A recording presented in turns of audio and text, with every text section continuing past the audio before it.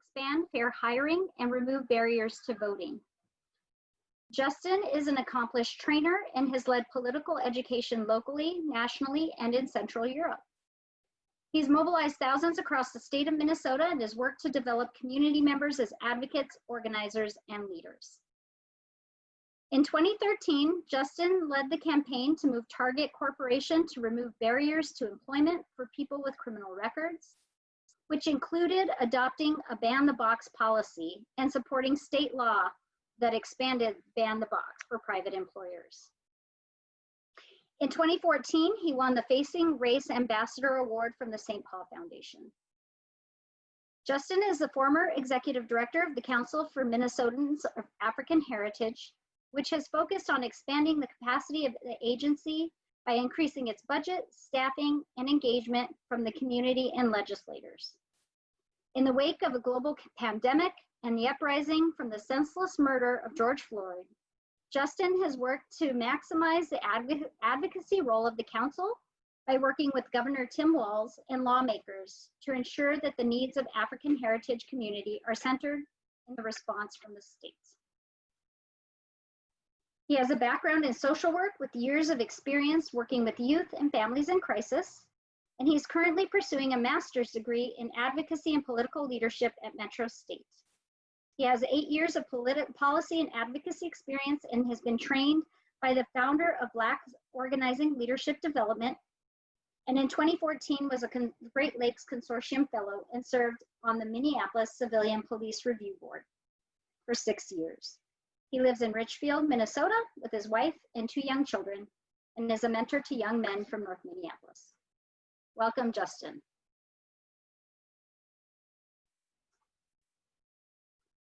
Also going to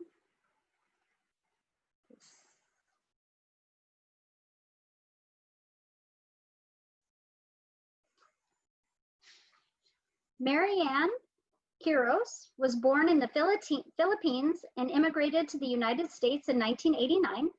She is an artist, organizer, and community activator. She is a co-founder and co-director of Indigenous Roots Cultural Arts Center, where she and a collective of artists have provided culturally relevant space and programming opportunities that promote and practice holistic well-being through Indigenous arts, culture, and activism. Marianne is a passionate advocate for ancestral knowledge and honoring its values, continues to build community power with Native, Black, Brown, Indigenous artists of color, organizers, activators, and community members in the Twin Cities. Welcome, Marianne. Francisco Segovia, for the past 2 decades, has been building networks and coalitions with and across diverse communities in order to collectively change the conditions that limit people's choices.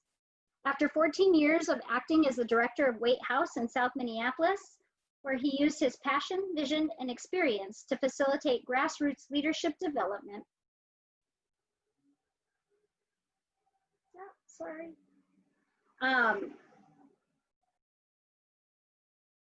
deliver asset-based services and foster self-sufficiency and advocate for systems change both at the city and state level. Francisco left to build COPO, which is a grassroots statewide organization whose mission is to unite Latinx in Minnesota in an active grassroots communal democracy that builds racial, gender, social, and economic justice across community lines. Francisco currently serves on the board of Take Action Minnesota, participates in the Minnesota Civic Studies Initiative, which is a project of the College of Education and Human Development at the University of Minnesota, and is seeking to encourage conversation among leaders representing various political viewpoints. Francisco has continued his work to create a more just society with a local vision and global perspective, and has a solid track record of implementation. Thank you, Francisco, for being here.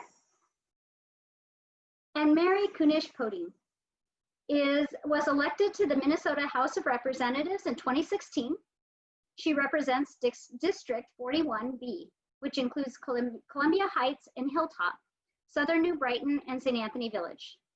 She's been an educator for more than 20 years and continues her role as a library media specialist at Robbinsdale Middle School.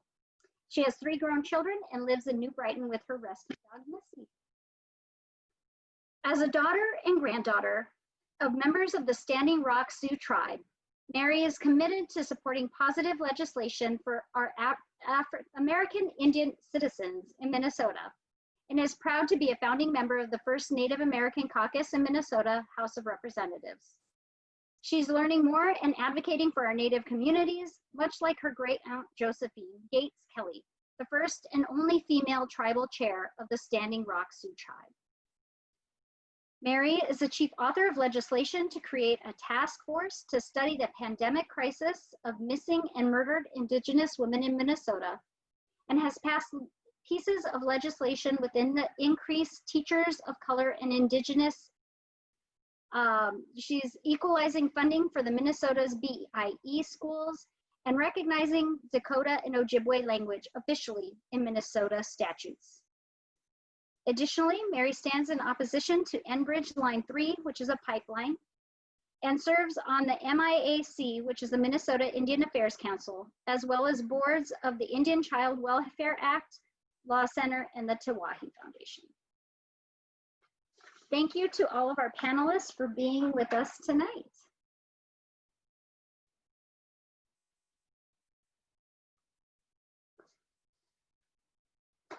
So we're excited and hope that you are too, to learn more about these leaders' history and leadership in our communities. So I'd like to start with each of the panelists sharing a little bit about what their own social justice and leadership journey has been.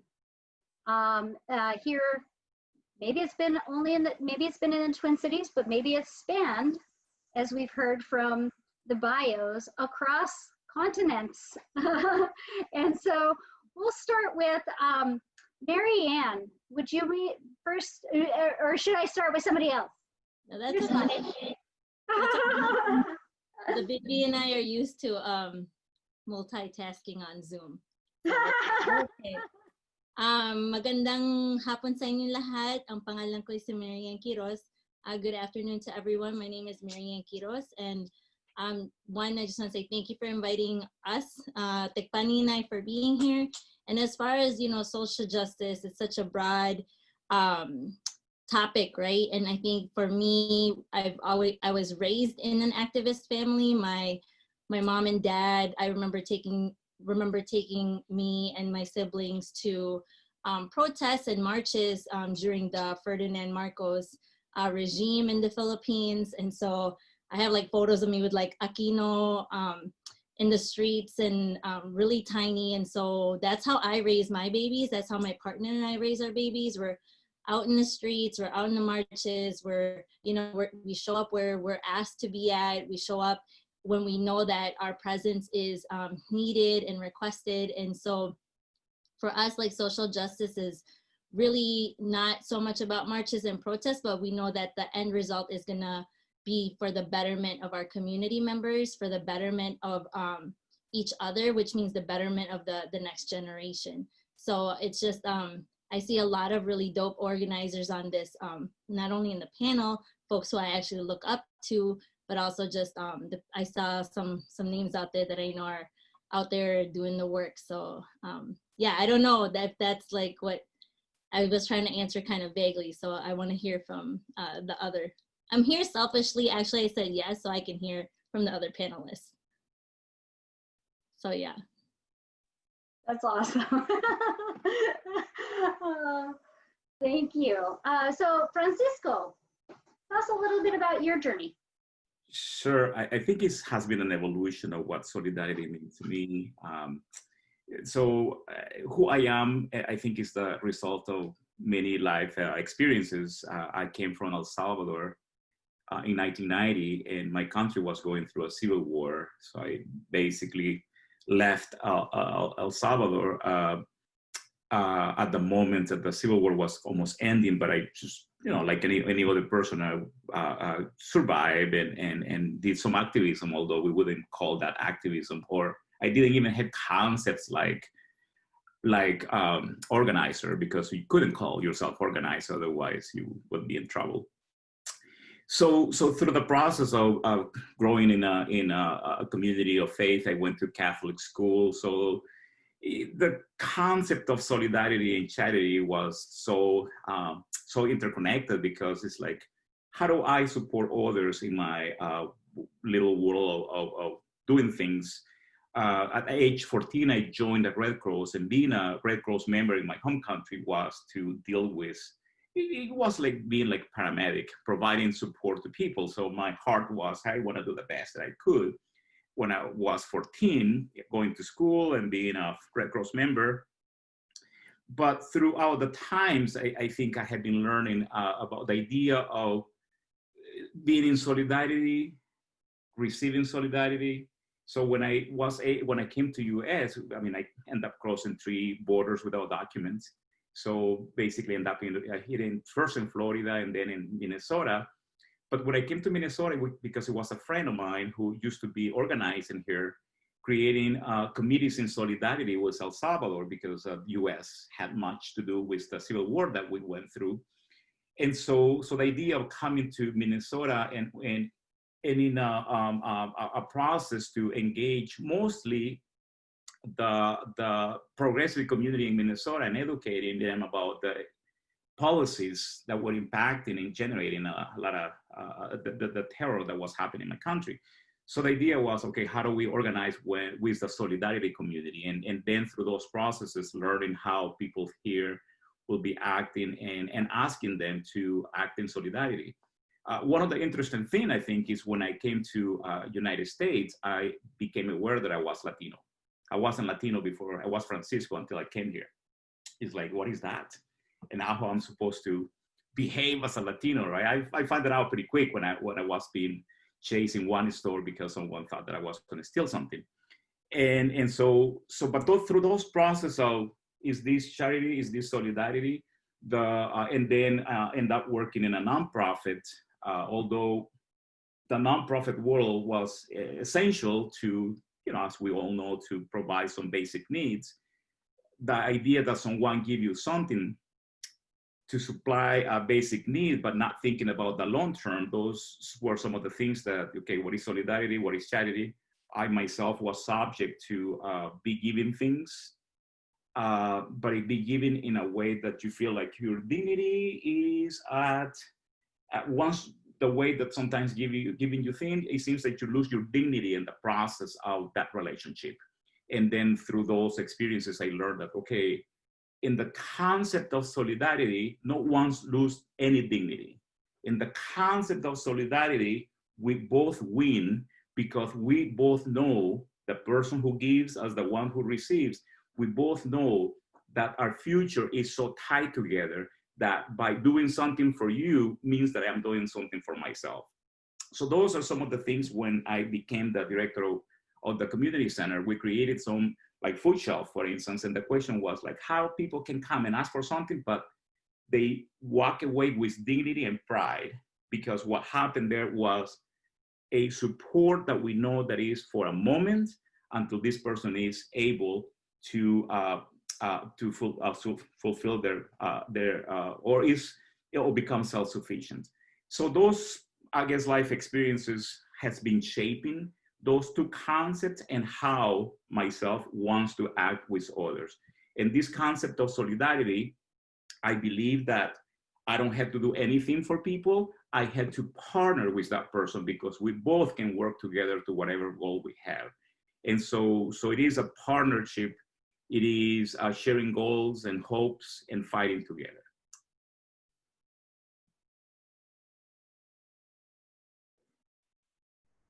Thank you, Francisco. I love that concept of partnership, and we're in this together. Correct. So Mary, can you share a little bit about what your story is? Well, thank you for inviting me here to share my story with all of you. When you asked me to do this and the topic of solidarity came up and my story about solidarity, and I started to sort of think back in a linear um, mode on when that all started or how it happened. But I think it came to me very, very early in my lifetime. I grew up in a really, really tight-knit family of 13 kids. I'm number 9. I have a twin brother. He's number 8, and I'm number 9. And we learned really early that it was so important that we work together for the good of the group, for the good of all of us. You know, when there was injury to one, there was injury to all of us. When one of us dropped the ball or got in trouble or were late for dinner, heaven forbid, we all felt the sting of the consequences. And so we learned early that we needed to work together to get the work done and get it done well. And then we would be free to do the things that we wanted to do and the rewards that come with it. So that's really how I grew up. And even though my parents were both very strong Republicans, my dad actually started the Republican caucus up in the St. Cloud area in Stearns County. They had a very strong sense of social justice. My dad was a St. Cloud City attorney and later on a Stearns County attorney. And he often came home with just really horrendous stories to tell us. And there were lessons to be learned from those stories. And so that is the way that, you know, I think I sort of got this feeling or this sense of responsibility for my community and people around me. It's not just me that suffer the consequences of poverty or lack of housing or health care. And so as I moved through my life, I found that I was often in really unique situations. When I married an immigrant from Lebanon, from Beirut, and he had just come over right out of the war, the civil war there. And so I had this incredible experience of being with a new American and taking, you know, him through the process of citizenship and acclimating to our community or our society. And then also some of the prejudices back in those days, you know, in the 80s against Middle Eastern folks or Arabs. And of course we had 9/11 and that was not a good thing. So again, there was this need to show solidarity for a group that was being marginalized in different ways. And as a profession, I'm a teacher. So what's more solid than our teachers union right now? But we really do. We have to work together really hard as teachers, even within a building, within a school district, within our union, to ensure that not only are our students getting the resources and the education that they need and they deserve, but that we as employees of the public are also receiving those kind of resources that are going to make our life better and thus is going to make everybody else better. And of course, as I got involved in my community and eventually ran for public office, there's solidarity all over the place, right? When you get into politics. And I think especially proud of the fact that when I was elected, my first session in 2017, it was the year of folks of color getting elected. We had never before had that many number of elected officials that were folks of color. And so we formed the Posse Caucus, People of Color, Indigenous, and I feel like we are a force to be reckoned with now in the state legislature. There are people that fear us. There are people that are annoyed by the noise that we make, but we are there in solidarity. And it's for good reasons that we are there. I also formed the first Native American caucus. There'd never been one. I was the third Native American person to be elected to the state legislature, to the House of Representatives. Of course, our now Lieutenant Governor was there in the legislature, and Susan Allen was the first American Indian to be elected in the House of Representatives.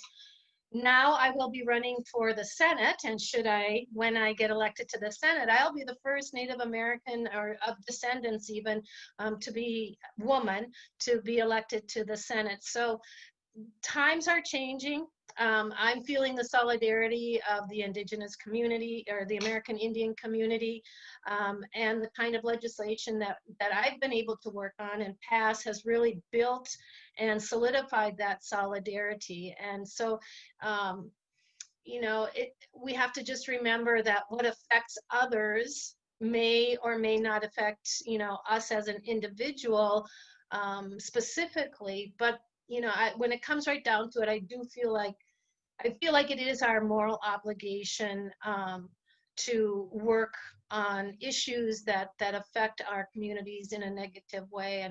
And you know, like they say, when you see something, say something. And certainly raised my own children to be like that. They've gotten very active in different issues as well. In fact, Francisco, you know my daughter, Eliane Farhat, yeah, is my daughter. So she's the executive director at Take Action Minnesota. So I like to think that I had a good influence on that one. So that's how I'm feeling about solidarity. It's all around us. We join different groups in different ways for different reasons. And we do it probably for the understanding that we have something to contribute, but we're also taking the lessons from those around us. So thank you all for being here today and for listening to all of us here.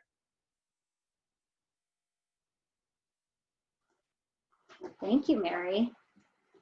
What a journey. And it's always great to see those connections happen as people are sharing their stories and we're saying, hey, wait a minute, we have this in common. And to see that these journeys are continuing and the legacies are continuing. So thank you, Mary. Justin, will you share a little bit about your own social justice leadership journey? Yeah, absolutely. Thank you for the opportunity. It's really great to be here with everyone.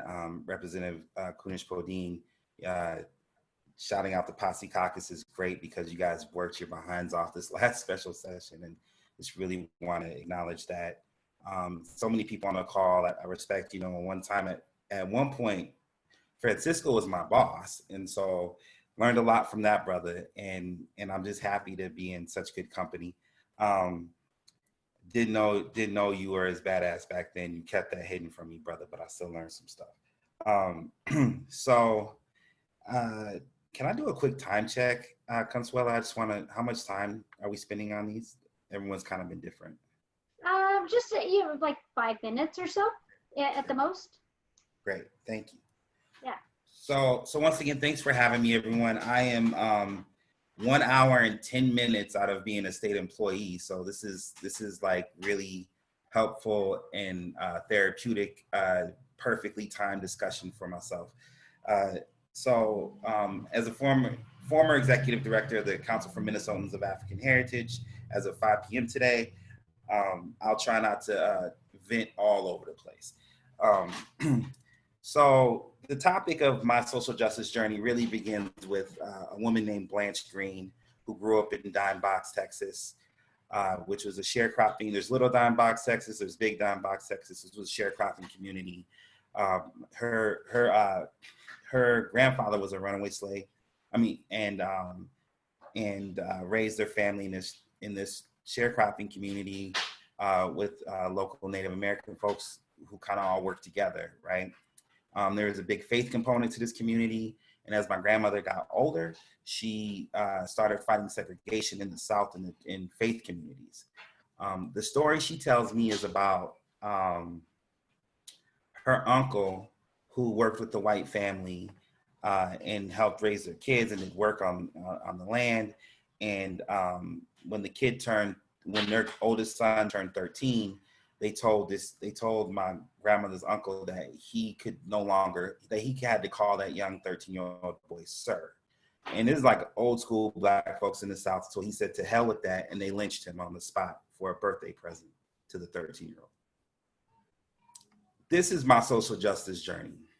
This is where I come from. The blood in the soil, the years of denied justice to my own family. My grandmother fled the South, went to California, and ultimately ended up in Minneapolis, in South Minneapolis, on 26th and 14th, where she bought a home.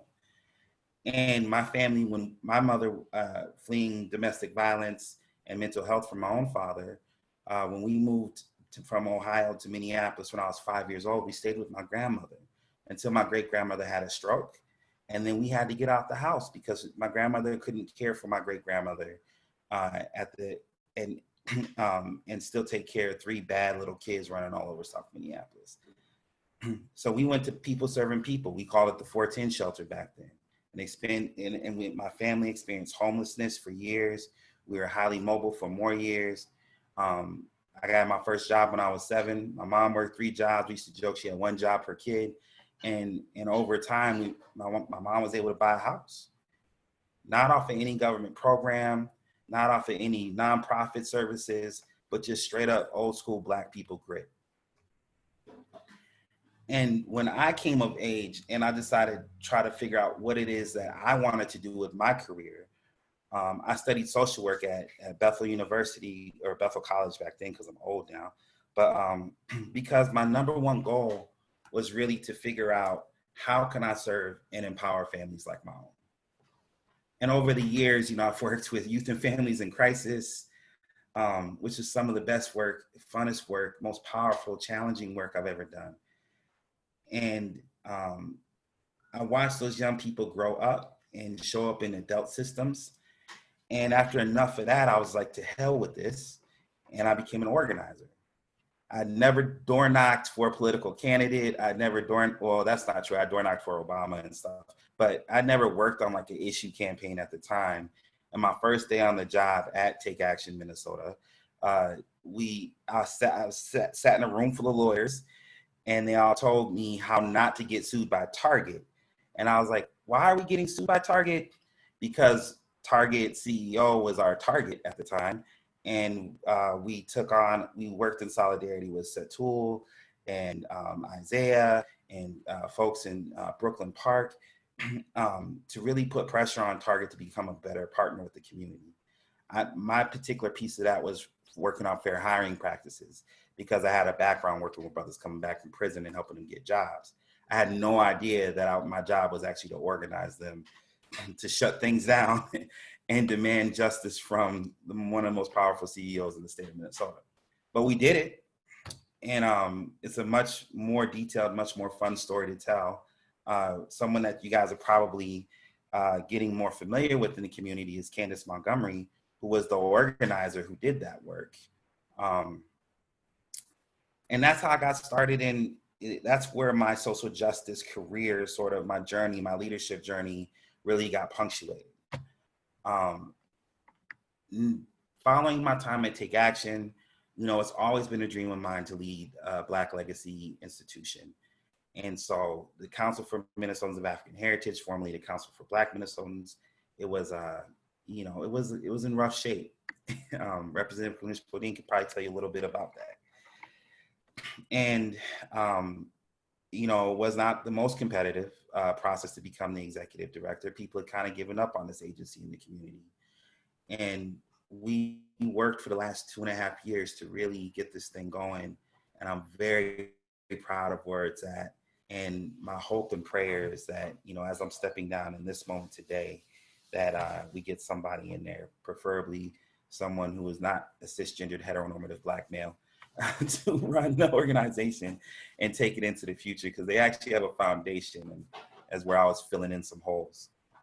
I can conclude my comments there. I would just say 2 quick things, one on leadership and one on solidarity.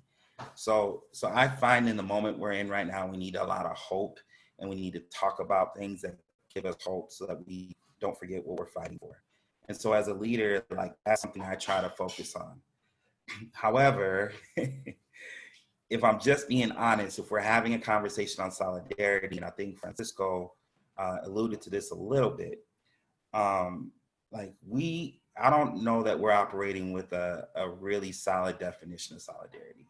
Often it comes across as like, we all get along, we're in it together. And I think of solidarity, I go back to Pedagogy of the Oppressed. And don't nobody want to talk about this. Don't nobody want to talk about the fact that a revolution is a circle. So if the oppressor is on top and the oppressed are on the bottom, and you talk in revolution, well, the idea is that you become the oppressor. And I'm not interested in that. Solidarity to me is really about recognizing that the oppressor is bound to the same system that causes my oppression. So literally, I can't get free unless they get free. We don't have Black issues in America. We have white issues. It's the James Baldwin that Black folks didn't need a voting rights bill.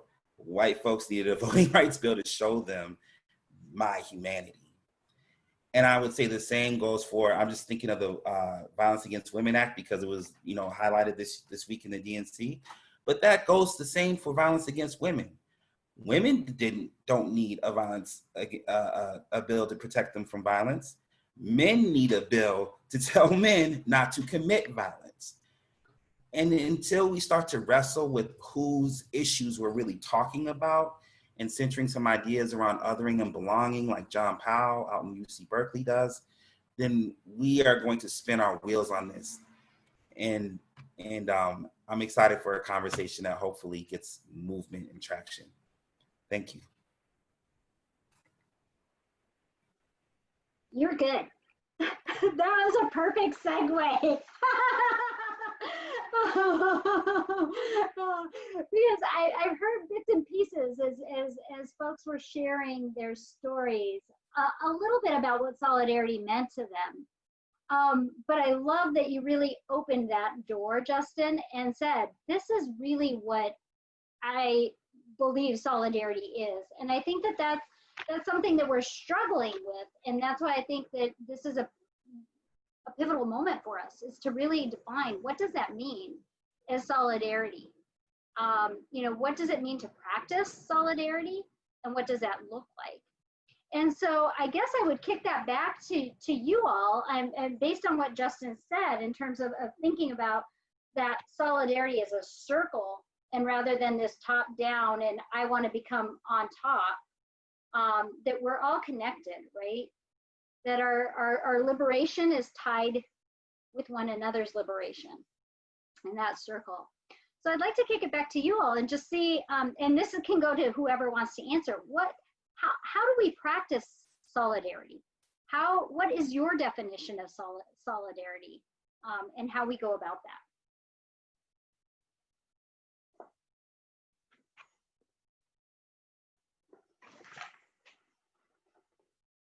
Panelists, don't all jump at once.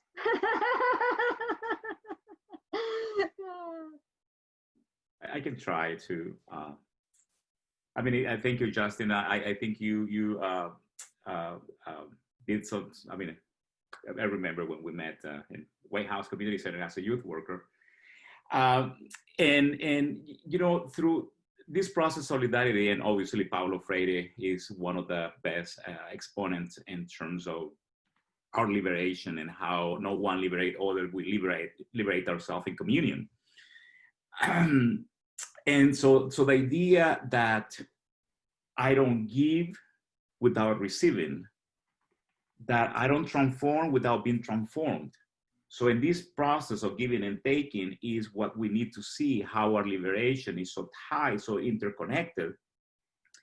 And when we believe that what happened to a brown, Black person is something that is so also important to me, and that by acting and being in the trenches with a community that is affected, I am also impacting my life. So those are some of the things about I go into a relationship not thinking what do I get out of it, but how I help to build, because in the bigger picture, I'm getting something out of it. So if justice is served to a community, most likely will be served to others. And so we need to, I think, to keep working on the way that we have been trained in a very capitalistic society, where what's there for me as a beginning principle opposed to what is there for us as a community. And I think in a way, our organization, for instance, in the knowing that there is a lot of transaction in our network, and sometimes there is a lot of competition, in our field of organizers, we replicate a lot what happens in the private sector about competing, destroying each other. I don't know if I'm opening a can of worms, really. But the idea is that we, in our field, we need to replicate different ways in which we relate to each other. So we're not just replicating the battles that corporate world has destroyed each other. And so we need to figure out how we see that. And so that's how we end up adopting the HEMES principles for participatory democracy, knowing that we have a lot of things in common. And one opportunity I had to visit Chiapas, Mexico, with the Zapatistas movement, learning from them what solidarity means and how they apply it with other communities. So in a way, to conclude, this is about understanding how our liberation is connected, and understanding that it's not a transactional relationship, and thinking that I had to remove as much as I can the I and move more with the we in this process. So kind of going on with what Justin and Francisco shared, you know, I think about what solidarity means to me and my family. I think I can only start with like how I was raised, right, by my parents, and they're coming from a different generation. And I know with my mom, she's always been really gracious and generous with giving her time, right? So our time is our most precious asset. Our time and energy is our most like valuable resource, actually, right? Like us showing up for each other, and where do we put our time and energy into? And so we've raised, my partner and I have raised our children in ancestral teachings. So when Francisco was like, yep, it's about giving and receiving. So it's not like it's this circular teaching of like equity, right? Giving and receiving. It doesn't necessarily mean that it's like an eye for an eye. Like if I give you this and I'm expecting that back, that means like, for me, at least in the way we work in our family and in our dance group and in our cultural center, you know, if someone's like, hey, I need to use this space, but I don't exactly have dollars or money to give. And I was like, well, no, that's not necessarily what we need. I mean, yes, dollars is good, right? Funding is great, but what can you contribute? So usually artists will come and give their time and energy, which is what I always say is the most valuable thing. So they'll come and do a mural, or they'll come and help remodel the center. And so I think when we talk about solidarity, it's really just showing up for each other in the capacity that we can, and the skills that we have, and that we're open to learning at the same time as we're sharing and giving what we have. And I think it's just really important. I saw somebody wrote like, kind of calling out nonprofits. Like for the longest time, we didn't want to become a nonprofit, like because nonprofits have such a bad rap, right? Like a bad rep. And so in that structure is not necessarily the structure that and system that we operate out of. And so it was kind of a push and pull of how do we keep the integrity of how we do things like within our family. So like how things are run, like how we raise our children is like how we create connections in our dance group with other family members in the group. And then that's how we connect partnerships in our community. She's like snoring. She's like knocked out. I don't know if you can hear her snore. She's like, she completely fell asleep during the Zoom meeting. She's like a Zoom baby, I wrote that. But yeah, so I think what I'm trying to say is like solidarity, like us, we have a lot to learn from each other. And as Justin says, like if we think about like the cycles of oppression and the systems of oppression, that if we acknowledge that we have the ability to be hurt and to be oppressed, that means that's kind of something that we've learned or gain that trauma, and that we ourselves should acknowledge that we have the potential of also hurting and oppressing someone. And because of that, we need to be more aware and conscious of the way we do things, or with one another, or how we show up to things. So yeah. I just want to also add, so for me as a Filipino American, it's been having a lot of hard conversations with my mom and my elders, and especially with the whole Black Lives Matter, just really decolonizing our minds. If you are from a culture that has been colonized, what you learn subconsciously or outright from your elders usually puts another group down. You want to assimilate. It's not about being proud of your culture, and being raised that way is very difficult. There's been a lot of Filipinos doing some really, really great work for Filipinos. Black Lives Matters, conversations about decolonizing our mind structures, and I think solidarity looks like talking to those that are closest to you, that are not willing to acknowledge the injustices that are happening in another community. Because much like Francisco said, if there's justice for one, it equals for all of us.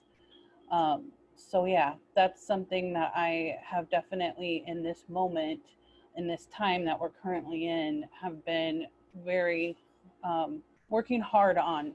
And it is uncomfortable and it is not fun. But at the same time, it's work that needs to be done. I think you're right, Cheryl. You know, it's really easy to mind our own business and stay in our own lanes and say, well, that's not my problem. That's in Minneapolis. That's those, you know, those crazy folks down in the Twin Cities, and that's not my kind of problem. But it's really easy to mind your own business and stay in your own little community, your own little world. But you know, you look around at this panel here, and all of you who have zoomed into this meeting, and you all know how much work it takes to mind our communities, to look at the needs and the issues that our communities, whether we're Filipino or Native American or African American or Somali or Hmong or Tibetan, you know, this is our community, and wearing sunglasses and not paying attention is not going to help anybody in the long run. And so, you know, when we talk about solidarity, I look at all of us, and every one of us that is clued in right here, tuned in right now, are the generations, are the result of generations of historic trauma, just as you mentioned with colonization. And it affects us today, whether we want to admit it or not. I mean, Justin just told us how close slavery and lynching is to him generationally, and in his mind, and to his mother. You know, all of those things absolutely affect us. And we have this common trauma, we have this common limitations and minimizing over the years. You know, my grandfather's family, a number of his siblings were taken away and put in boarding schools. His mom got to keep him because she bartered, like, if you let me keep this one, you can take the rest. And it wasn't until my uncle lost his leg jumping off a train to get home that they finally let them go home, back to Dakota. He was all the way out in Pennsylvania. So those are the kind of things that we all carry in our genetics, that we carry in our memories, that we carry generationally. And those are the things that I think motivate us and energize us and remind us that it has to stop, and it has to stop now, for the generation, for Marianne's young children, and the next 7 generations, as we say in the American Indian communities, because it has to end eventually. And if we can become the group, the solidarity groups that make the difference here and now, then we can just say it's a beautiful thing. And just as I look around on the grid here and see all of you, the kind of solidarity that we need to really make good change is right here. And we've heard the term lately, you know, make some good trouble, and I think that's what we need to do. Yeah, I'll say just real quick. It's a common phrase going around right now. This idea of we're all in the same storm, but not in the same boat. And I don't know who originated that idea, but you know, I've heard it like 3 or 4 times, and recently. And I think it's like it's the challenge to solidarity is that if you're in the yacht and someone's next to you and there's like, you know, 100 people next to your yacht on paddle boards, it's hard for you but you're all in the same storm. It's easy for you to kind of like, man, well, they're screwed anyways. Let's do the best we can. And that's like America, right? And then if you're on the paddle boards, you're looking at the yacht like, man, let's you don't even want to ride no more. You just want to capsize that yacht. And that's like the moment we find ourselves in right now is that we fail to see that our actual like salvation and liberation are actually like, there's no survival without each other. I was thinking about this yesterday. The council hosted, Amber Jones, the outreach coordinator, hosted a conversation on public safety. And Nicole Archibald gave this presentation about officer involved deaths.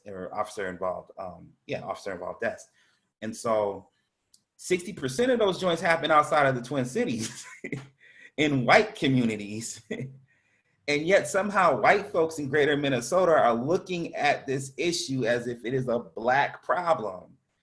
And, you know, I don't want to become redundant. I mean, I think I've made that point, but unless we start to see that, hey, bro, like y'all got a problem too, and we got a problem. And as a matter of fact, we can't solve this problem without each other. But here's the trick is that, like, who wants to have that conversation? No one wants to have a conversation with their oppressor about their oppressor's liberation. And that's where leader, in my opinion, that is the future of leadership right now. The people who can bridge that conversation. I'll give you an example of that. So because I worked on criminal justice issues, you know, I've worked with a lot of people who have done bad things to other people, who have caused harm in our community and have had to sit in cells for years because of what they've done. I talk to a brother every Saturday who was involved in a homicide, you know, towards the end of it in his late teens. It's never lost on me that the person that the families, the victim, there's so many people that were impacted by what he chose to do. But the crazy thing is, because this brother's been sitting in a box for years, you know, when he talks about criminal justice reform, he's not talking about his own liberation. He will tell you straight up, he's like, I don't want anyone to go through what I'm going through right now, right? And he gets it from that experience. And I think we have to start figuring out how to have conversations that bridge across, you know, barriers that cause harm. Now, I'm not asking anyone to put themselves at risk, because Lord knows, we as folks of color, this is an issue that's, I think, as far as solidarity goes, it's something that we share, where we often find ourselves, hi baby, where sorry, my son, where we often find ourselves in situations where we are putting ourselves at harm, right, to save white folks. And we've talked about nonprofits a couple of times. I would tell you that I've saved a couple of white nonprofits, and they benefit and they get the money, as Al McFarland says, they get the money, and then we get the misery. So we got to be careful on making sure that we are not self-sacrificial and selfless to a point. And bye, baby. where we can't actually like move. I lost my train of thought. My son's real cute. Yeah, okay. Sorry, he's on one now. I think I've made my point. My point is that we have to find a way to have conversations across lines with folks who have caused harm in our communities, and we have to do it without sacrificing our own humanity and putting ourselves in a position of submission.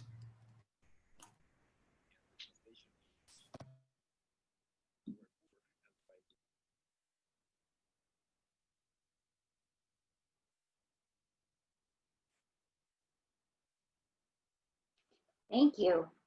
That is a rich, rich conversation. I'm still unpacking a lot of what was shared. So there's a comment in the chat box, and it's from Bo, who is the executive director over at Cal. And she asked, can you talk a little bit about the struggle and solidarity and how you've experienced it, and how you've learned, what you've learned about how to struggle well in movements? We're in a movement. Things are happening right now. How do we do that? How do we struggle and struggle well together? I guess I'll share a little bit about like my experience that was kind of recent. And you know, the Twin Cities is small, right? Like we always say like, oh, it's a big city. We have 2 cities in one. And it's actually not. Like if you think about the organizing circles, the organizing organizations, it's actually pretty small. And then you have the artists. It's also small, and then you combine like the artists who are into social justice and organizing, it's even smaller. And so I think for me, it was like a humbling experience, and actually just stepping back. And sometimes you don't always have to. So I guess what I'm saying is like we expect, or I expect white people to. Most white people I've encountered in my life since I immigrated here as a kid have had a influence in my trauma or the oppressive experience I've had in this country, right? So for white folks, like I expect that, and I expect that behavior. It's actually funny when I see a white person who's like actually a really strong ally and is supportive, and I'm like, cool, man. And I only have like a handful of, you know, white folks I kick it with like that. So that I trust deeply in this work. And so what hurts is when it's our own, you know, like when it's from our own communities, from our own brown, Black, Indigenous, Native communities that are on us, like, oh, you didn't do this right, or you didn't show up for me here, or you didn't do, you know, X, Y, and Z. And so we get into like what colonizers have succeeded with, which is divide and conquer. And so for me, it was to kind of step back and think about, okay, when is it the right time to call out something or to do the whole cancel culture? And then being Asian, I was raised in the whole like save face. So just because you attacked me, it doesn't mean I'm gonna attack you back, because in how I was raised is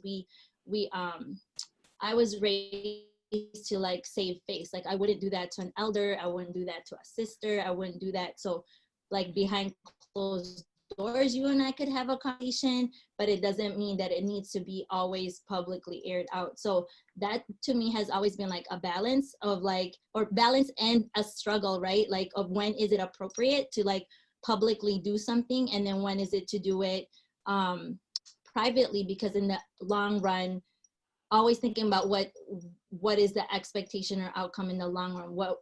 How does it affect our babies, right? And so, and I do a lot of work with our youth. And so for me, first and foremost, like I love protecting like our youth first, even though there's like a bunch of adults that have like come in with all their drama and trauma. So for me, it's like, how do we stop generational cycles of historical trauma? Well, we have to protect our babies. We have to protect our youth. And so sometimes I know I don't look good, but I know in the long run that's okay, because our babies are protected. And so it's, I think for me, like it was just really a humbling, this one particular experience was really humbling, and I was able to, I wouldn't say I came out of it like gracefully. It was pretty messy, but at the same time too, look at where we are at right now in 2020. We are in the middle of a pandemic. There is civil unrest. Elections are coming, and there's huge uncertainty of how that's going to come about. So if we reflect back on things of like some of the pettiness and some of like the in the scheme of things, right? Like it doesn't even seem like you're upset, feelings are hurt, let's talk about it, right? Like how can we talk about this? And I know there's a couple folks that I know that I'm working with that are in the same, like similar situations right now. And so they're asking, hey, how were you able to get out of this? And it's not that you even get out of it, it's just what are you going to, how can you be okay with yourself and with your colleagues that you work with, resolving issues that not necessarily everybody has to know about. And I think that's the thing, like people, especially with social media, and because we're in quarantine, like this need to like have to like produce results outside, where it's like, if we're really trying to maintain our health and wellness and our well-being, like it's gotta be first like ourselves. Like we are no good to anyone if we are toxic in mind and body and spirit. And so for me, it was like, okay, it's going back to ourselves first, like in order to like resolve issues with other folks. So that's how I see solidarity and accountability, is you gotta like check yourself first, and then lovingly, of course, with a lot of compassion and courage, because I think the society also struggles with a lot of like guilty, not guilty, like very much like right, wrong. Like the thing is, we have to remember everything is a spectrum. And so, yeah, that's kind of what I wanted to share a little bit about that. I didn't get into details because that's not important. The important thing is like, you know, how do we gracefully come out this. It also helped that I got pregnant, and she's awesome. Can I say something real quick in response to that? In response to that question, like talking about like what is solidarity, how you experience it. Like this is, you know, basic, but I'm gonna share it anyway. So I went to South High School, grew up in South Minneapolis in the 90s, and my senior year in high school, some girls that we knew brought some Northside cats to the prom. And we all know how that went. We literally let me tell you how old I am, during this Celine Dion, My Heart Will Go On song, in my senior prom, we are flying over tables, like throwing blows with a bunch of Northside cats. Like, Dario, don't be mad at me. Wait, Dario, are you Northside or you? I can't remember. But we literally like are throwing blows in the middle of Celine Dion's Titanic song in my senior year. But you know, it's prom, so afterwards you go out and you kick it after prom my senior year, and I'm still wearing my tux because I'm a square, and a car rolls up on us, and I swear like 10 dudes jump out of this car. Like, you know, my memory, I didn't count. But when I look to my right and I look to my left, and my homeboys is right there with me, like, solidarity. Ain't none of us gonna take a whooping tonight. This is literally a street fight. We in it together. And if it's us or them, it's gonna be us. Or if it's us, if we gonna lose this fight, we're gonna lose it together. If we gonna win it, we gonna win it together. And I don't understand why it's so hard to understand this. When people call me during the uprising, when white folks call me from across the country, talking about what can I do to support, like, no, like, if you're not doing it already, it's a problem. I didn't have to ask my homeboy Marty what we was gonna do when the car pulled up and 10 dudes jumped out. You know, we understood. And so I think a key point of solidarity is that we understand what we finna do, regardless of the circumstances. And so I think like people, like if you're looking to, there is an instinct that comes from being in relationship with people where you know you can throw down together. And if you don't have that instinct and you fumbling wondering what book to read, you're not in solidarity. I just want to be clear. And I'll say this too, you know, because I like taking shots and take action, you know, even though I totally appreciate Elian's leadership, so I'm not dissing her. But it's important to check who shows up. So the Council for Minnesotans of African Heritage over the last 2 years supported 42 bills. They were all led by Black folks in some form or fashion, either from the community with Khalees Houston on child protection, or working with Ruth Richardson on racism as a public health crisis. You know, Representative Kunesh-Podein, I know that you were involved in all of that stuff, so I'm not throwing shade. But in 42 bills, not a single white-led progressive organization reached out to support one of those bills. And I will argue, I saw someone talking about unions and stuff, because I'm very pro-union, very pro-progressive. And I can say that now because I'm not a state employee. That feels good. But there is an issue around these organizations who are talking about racial equity, who are talking about these things. And when Black people are leading, they are nowhere to be found. And I know it's more complicated than that, but it means we're not in solidarity, right? It means that we're not showing up in a street fight when it's time to do that. And I think we just have some work to do there, you know? I definitely think we have some work to do there. And I'm down to do the work. I can't imagine I'm the only person on this call that feels that way. So I just took a risk, but yeah.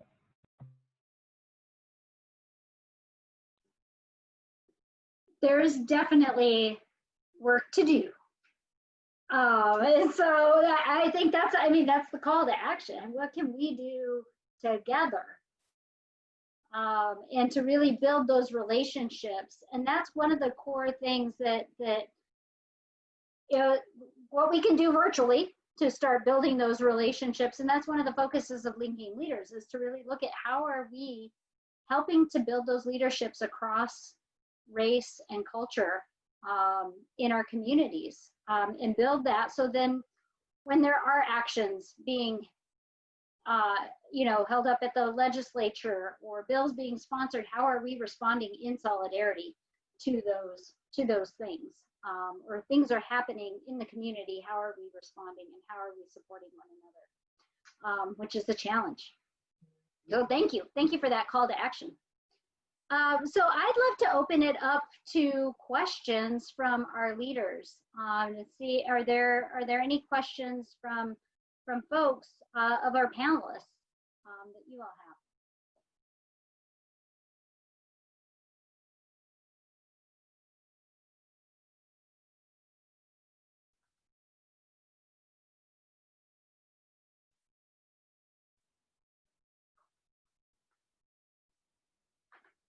I'm comfortable with waiting for a question. Al, I've got a question. This is just a very quick one for Justin. Did any groups that weren't Black-led show up to support any of those 42 bills for you? Yeah, absolutely. I mean, part of being this is a very boring answer. Like, part of being one of the ethnic councils at the state is that there's the Asian Council, the Latino Council, there's NIAC, there's the Disabilities Council, and we work together all the time. We don't always work together well, but we definitely work together all the time. Work together on the equity dollars that went out last budget cycle. We supported. I was able to support resources going into NEDA, into the East African Youth Project. I worked with SIA on supporting projects on the East Side. So we definitely there are other groups. I think the problem is that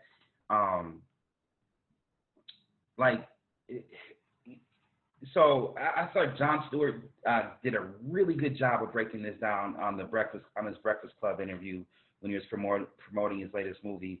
This idea that things are really bad, and every now and then they explode, and then society evolves and says, okay, you want some equity? Here's 2% equity, here's 4% equity, right? But we never really get you know, we never really get to the root cause. So like I've sat in numerous like progressive convenings across the country talking about a new economy, and we need to, these guaranteed things, things that I support, paid time, paid family leave. I'm talking like livable wage, not a minimum wage. We need to talk about what a livable wage, right? And how we make sure people are guaranteed income, guaranteed jobs, all those things. And at the end of the list, we go through 20 proposals. I'm always the black guy in the room that raises his hand and says, hey, so when you guys were visioning a new economy for America, what was the conversation about reparations? Crickets. And I'm just like, and let's be clear, reparations is not a new thing in America. White folks got reparations. There's been reparations to other groups in this country. Like, it is not, like, I'm not even throwing shade. I am throwing shade at the white folks that got reparations after the Reconstruction. Let's be clear, shade. But what I am saying is that how is it that these nonprofit national organizations and whatnot have all these great conversations about visioning a new world that is full of racial equity and aren't having a conversation about reparations? Ta-Nehisi Coates is at the U.S. Congress talking about reparations and debating with folks. It is a real conversation. It's connected to Juneteenth and Black struggle. There's all these things. I mean, Representative Hoda Hassan, member of the Posse Caucus, right, is leading a conversation about reparations. Where is Take Action? Where is Isaiah? Where is Setul? Where are the progressive organizations in the conversation about reparations? I ain't mad at those groups, but I'm just saying, like, where is the conversation happening? Are they backing up Representative Hoda Hassan? Because we need them to back up Representative Hoda Hassan in talking about reparations. And so that's like an example. And keep in mind, like, I only call people, like, I'm not like one of those folks who's like talking stuff about folks because behind their back, like everyone I just mentioned, I've talked to directly about these things. And I think that like, our path forward is getting crystal clear about that, is that we need nonprofits, we need our nonprofit progressive partners to follow the lead of Black folks. I'll say just one more quick thing. I'm sorry, I'm talking a lot on this panel. But the other thing I'll say is that we have to reevaluate the service industry. So I worked for years as a service provider and through nonprofits, and we have to actually like do the math. Like if Catholic Charities gets all this money, which I used to work for Catholic Charities, PPL, massive nonprofits get millions and millions and millions, the Link, millions and millions of dollars, right? And you talking about homelessness is your top issue. Well, they do a great job of housing thousands of homeless people. We can't house that 500 that was at Powderhorn. You know what I'm saying? Like we need to really reevaluate people's desire to provide services, which is a system of which reinforces systems of control. And we need to start talking about what we need to do to move people through systems of change, right? Because we don't need more stoplights. And I used to be a case manager, so no shade to case managers, but we don't need more stoplights and case managers. If people are lacking housing, we need housing. If people are lacking employment, we need jobs. And so that's the thing that I often meditate on, that I thought was relevant, and I hope it was. So I'll be quiet now. I'm getting that look from Ernest, like, bro. Can I ask a question just to follow up on what you just said? Why isn't there solidarity? I mean, I can guess all day, but what have you seen? You have been in the field. Why isn't there support? Why? I mean, this must have been a problem that's ages old. Why isn't there solidarity amongst the group? I will look to someone else to answer this. I'd love to hear what Francisco thinks about this question. My short answer is that being a person of color in America, specifically in Minnesota, is you're damned if you do, you're damned if you don't. So the BIPOC narrative is great for us to come together and work together, but Representative Kunesh-Podein can talk about, the Posse Caucus is not a holiday. Like, they work hard to build solidarity. So on one hand, there's challenges for folks of color and oppressed and marginalized communities to come together, because we have to overcome our own stuff between each other's communities. And on the other hand, the divide and conquer strategy has been employed to keep us from thinking we can work together. But at the end of the day, these are oppressive forces that have been introduced to our communities that have been, through colonialism, which has been referenced, as opposed to us coming up with this on our own. So I do think that there's a path forward. But I think that's where it comes from.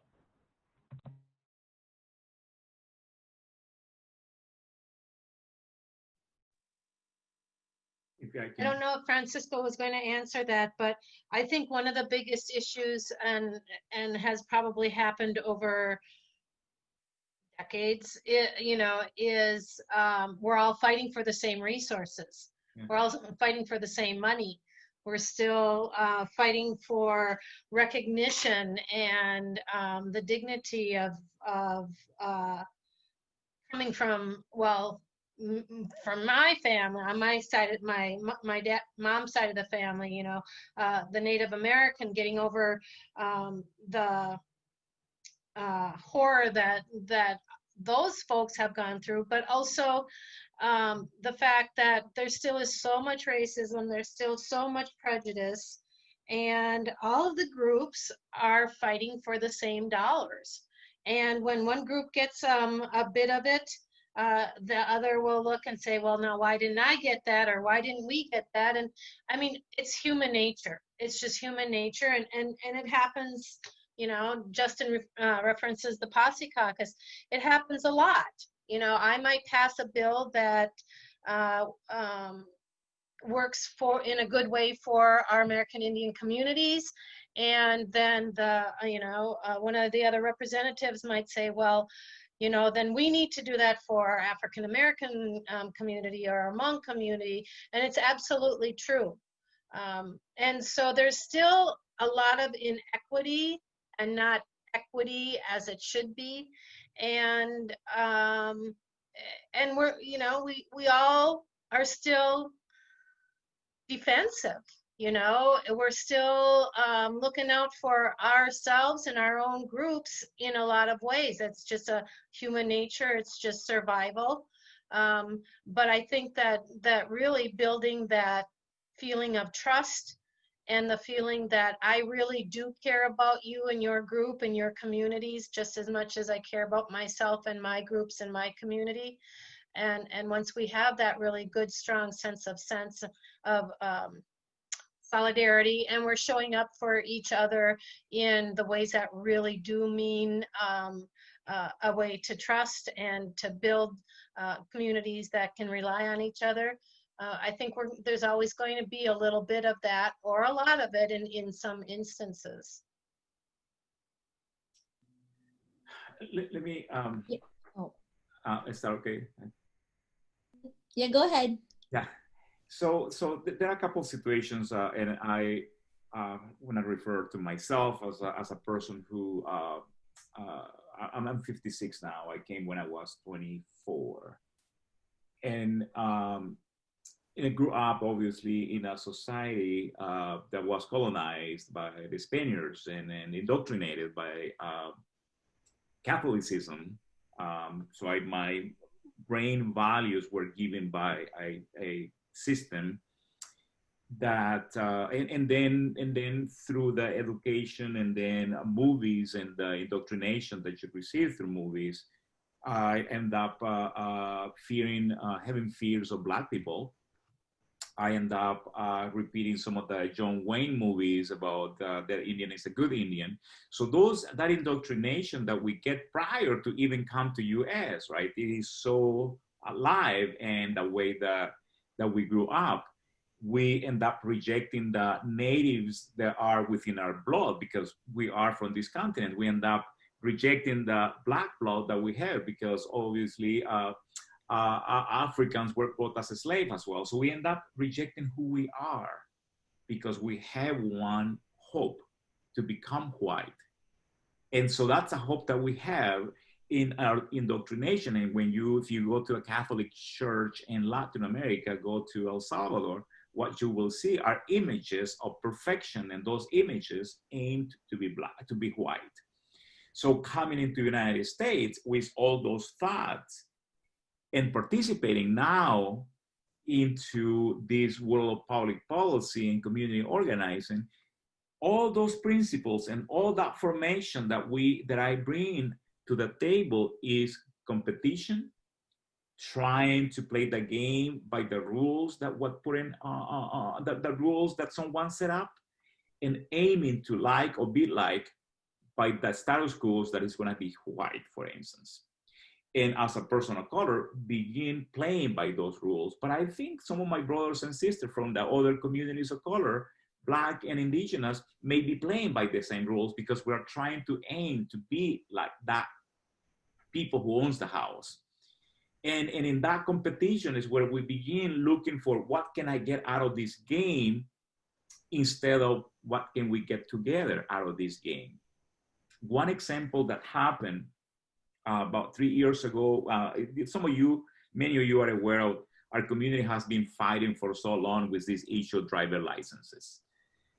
And so the governor prior to Tim Walz, for instance, there was a moment where the Republican introduced a bill, and the bill was about penalizing demonstrations in the freeways. So the governor had to decide, because one bill was about African Americans and the other, or Black people, and the other one was about Latinos with the driver licenses. So the governor had to decide between these two bills because that's how the game the Republicans put on the table, and had to decide which one do I go support and which one do I ignore. And when Mark Dayton basically said, well, I'm gonna ignore the driver licenses and I will take on this other bill. I mean, we had people from the African-American community that came to us and say, hey, I'm sorry, I didn't know that was gonna come to Latinos or Black. And you know, you understand, it's like, oh yeah, no, it's not your fault, but here is the system that knows how to play us against each other.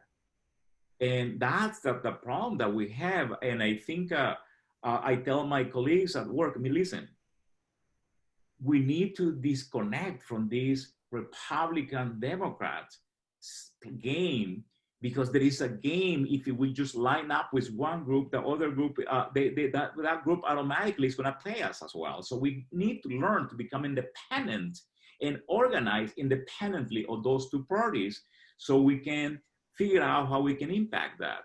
Otherwise, we are just going to be a toy or somebody else's game. Do I have an answer for that? I don't. But this process that has been put together for us here and that we're participating can be the beginning of how do we find our liberation? How do we identify how our liberation will look like if we come together? It is still work to do. Obviously, it's going to be a lot of work to do, but it's the beginning of it. I just wanted to definitely agree with everyone has been sharing, and Mary actually shared something really good, like as far as like really great actually, how it seems like the mentality of, oh, if this one thing isn't funded, it's not seen as important. Well, everything is important, right? Like everyone, so it's like we do all have to step up. If there's like a bill or a policy that's more for geared towards our Native and American Indian Indigenous populations and communities, we all should support that, even if you're non-Native, because obviously that benefits all of us in the long run, right? Like it's like, okay, we got one group taken care of, great, let's go to another one. It's no different than like the village mentality. Let's take care of all the babies, because if the babies are taken care of, then when they grow up, they're gonna take care of us. Let's take care of our elders, because if our elders are taken care of, then that means our history is preserved and it can be passed down. So if it was like, it's like just human nature for us to like work in compartments, right? But then we have to also learn like, hey, let's all get behind 100% with this group, with this organization or whatever. And then from there, we're like, okay, who's next? And who's next? Because then there's like a timeline, like a platform that we can all connect with. And really build and amplify like community power out of that. And so for me, it's like, you know, Justin brought up like how is everyone talking about reparations in their own organizations and in their neighborhood. So that's like something hopefully like Cal will go back and take care of that, like have conversations about that, or Latino Lead, or you know, whoever like is in the Lincoln leaders, and then really bringing all of us together to bring our work all together and to amplify and bring, because it really is about people power. It is about numbers, especially when whether that's number in dollars or number in the number of people that show up, right, to do the work.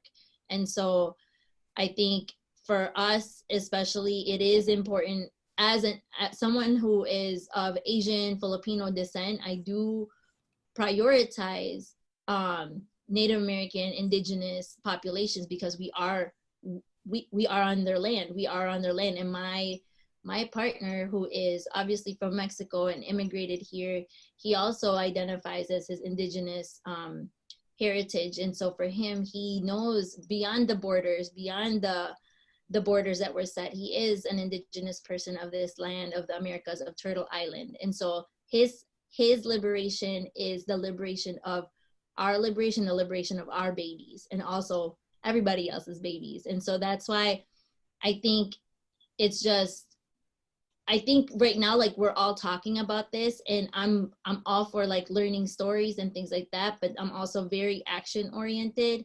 And, you know, I always start in our neighborhood in the East Side, and then we're really turning things out over there and making changes. But it's like, cool.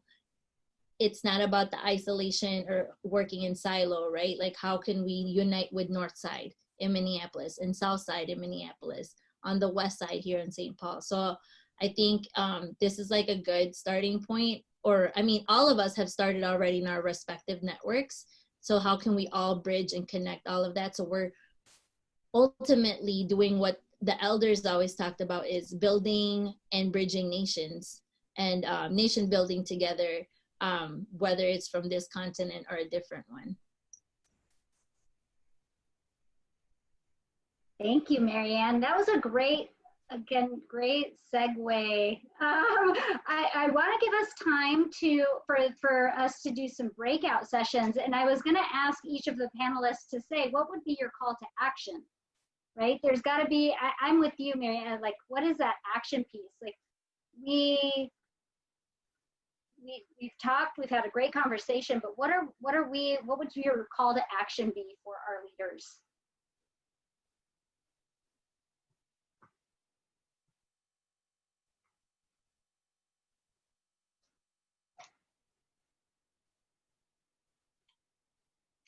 I think I would say, I would ask the call of action be to first of all get out the vote and do the census.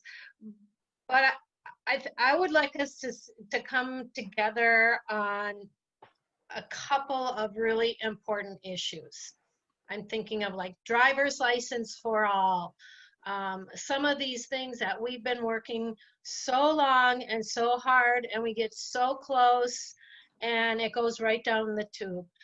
You know, there's a good chance we will flip the Senate this November, that we'll have, you know, a full DFL slate at the legislature. That doesn't mean, and it's shown in the past, which just drives me absolutely bonkers, that we're going to be able to get all this good progressive stuff done because we have the majority. There's still going to be a lot of issues. There's still going to be a lot of egos. There's going to be a lot of rebuilding within the House, the Senate, and our governor. But I guess I would like us to come together with maybe just a small but urgent slate of action or legislation or things that need to be done, so that we unite and we are that force that are there. You know, all of our different groups are at the Capitol on those days. We're all testifying during legislative sessions. We're telling the stories. We're using our social media. I mean, we're just pushing it through to the point where you can't ignore it. And so that's, you know, I'm looking at it through my legislative lens. And that's where I'm going with this call of action. It's like, let's pick a few and just work it until we get it done. I love that. And that's like exactly what we need. And we've been marching for driver's licenses since like early 2000s. And I was in college and I only had 2 kids and now I have like 5. And so I'm like, okay, this has got to wrap up. And, you know, someone who has a brother, my oldest brother is actually undocumented. And so his driver's license is also, he was coming from West Virginia and he can't renew his driver's license here. And so it's been a personal matter to our family. And then we also have family members on my partner's side who are DACA and undocumented. And so this is, even though it's personal to me, I know that it's like 10 times more of like issues in our community. And so thank you, Mary. And I will definitely be out there. I was out at the Capitol a couple of times, but you're right. We just need to pick like a couple things that we can really just all push out and really show up, because it's about showing up. It's about the calls and it's about the pressure and making noise. And so, yeah, I mean, if you haven't seen our dance group dance at the Capitol, you'll see us again the next session. So yeah. I can add a couple things. Well, obviously, driver license, but there is something immediate, something that requires immediate attention, is the COVID-19 testing. Our communities are so impacted. And those tests is so, they said it's free, but you pay $50, or if you don't have insurance, they charge you more. Those tests gotta be free for our communities. So our communities of colors are paying the price for this, that. And the other thing is about some sort of the rent, moratorium on rent, because the people who are the most impacted right now are frontline workers. And our communities most likely going to be a brown, Black person who is at the front line, gets sick, or has been laid off. We got to have some sort of moratorium on rent. Those are not a long-term solutions, but they are immediate solutions so we don't have more poverty or more people at the streets. So I agree with all of that. And you know, I've been proud to support driver's licenses for all, and even work with DMV and how they're treating African immigrant folks. But I think to simplify this question, because there's a million campaigns out there, I think it starts with like a little self-reflection. Don't only do the self-reflection, but a little self-reflection. And just think about like, what is, like, so everybody experiences privilege and subjugation. Everybody. So as a cisgendered heteronormative male, there are certain situations where I experience privilege in that identity. At the intersection of race, and the same privileges that I may experience as a cisgendered heteronormative male make me a threat to somebody and I can get killed, right? Like it's just crazy. Like, we all experience privilege and subjugation. So think about your privilege for a minute. Right now, I'm privileged in the respect that we have healthcare. Childcare. My family has childcare, so I can work from home, send my kids to childcare. We pay for it, you know, and I can get work done during the day. If I lost my childcare right now, I would be screwed. Like, it would be a nightmare up in this piece. I got a 5-year-old and a 2.5-year-old, and they are all over everything. And I think that, like, since I'm somebody who experiences the privilege of childcare right now, I should be fighting to protect and expand childcare for everybody, right? Because that's a real issue where I can actually truly stand in solidarity. I have a driver's license, right? I know what that means. I know what that means as a privilege. And I should be fighting for folks who do not have that basic right to be able to get a driver's license and get to work, or go see their family without fear of tyranny from the police. And I'm just saying, like, it's a simple exercise. Analyze your, and then in your oppression, coming back to something Francisco said earlier that I was going to just nail down.